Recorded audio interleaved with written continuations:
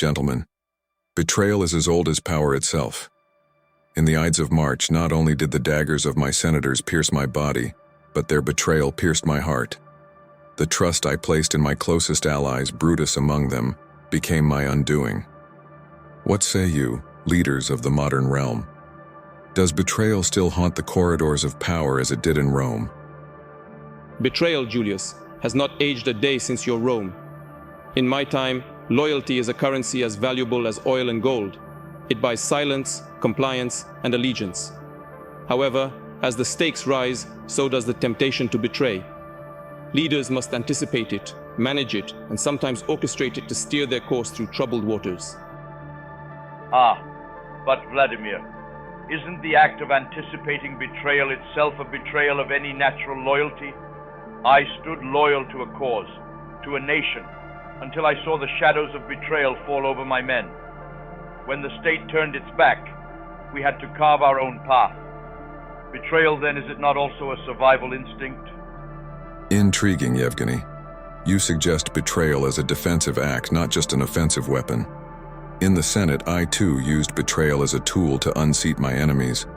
But one must wonder, does the act of betrayal not erode the soul of the empire? It is a necessary evil, Caesar. In the chess game of global politics, one must occasionally sacrifice pawns to protect the king.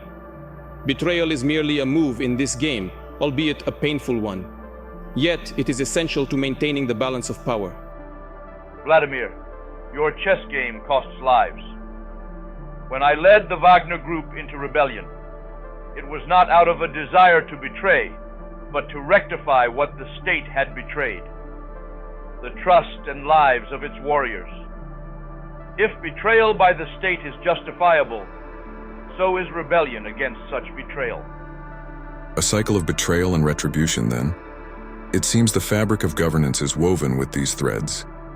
Tell me, Vladimir, when you look at your empire, do you see stability shaped by your actions, or the simmering potential for betrayal? Stability, Julius, is an illusion, much like loyalty. Both are perpetually under threat, and a leader must remain vigilant. Betrayal is an ever-present shadow, but one that can be managed with strength and intelligence. And yet history remembers the betrayed and the betrayer alike. Julius, your death marked the decline of the Roman Republic. Vladimir, your reign has seen Russia both feared and isolated. My mutiny, perhaps, will be a footnote or a warning in history. What legacy does betrayal leave behind? A profound question, Yevgeny. Betrayal indeed shapes legacies.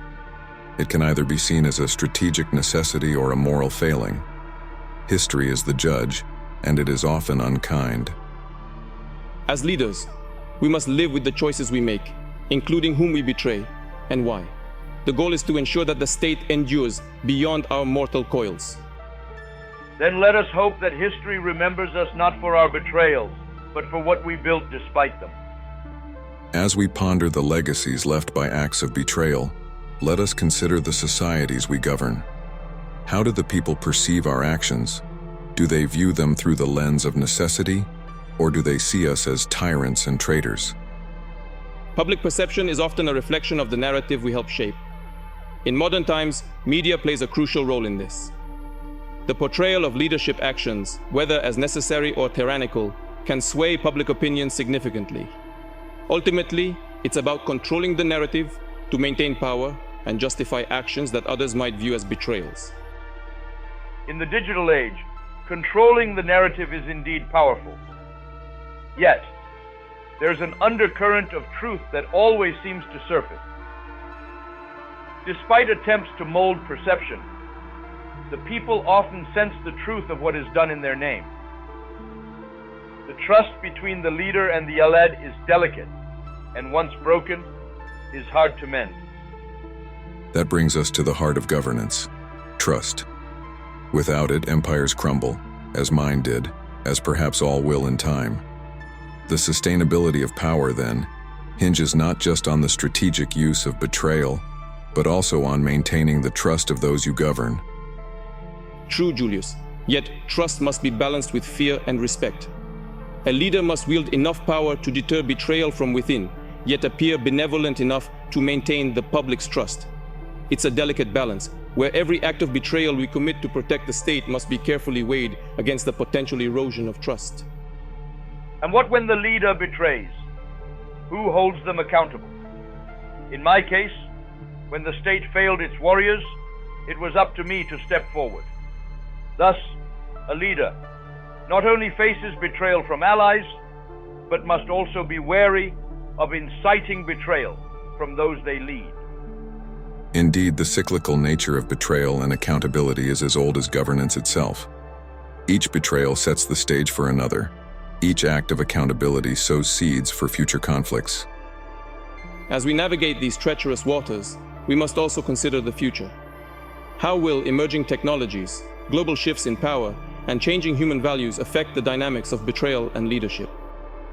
Looking ahead, the challenges of global interconnectivity and the rise of information warfare will redefine betrayal. The leader of the future must adapt to these changes, understanding that the next betrayal may not come from within, but through cyber intrusions and external influences. So we return to the beginning. Betrayal is eternal, yet ever-changing. As leaders, we adapt, we anticipate, and we act, always with an eye on the legacy we wish to leave behind.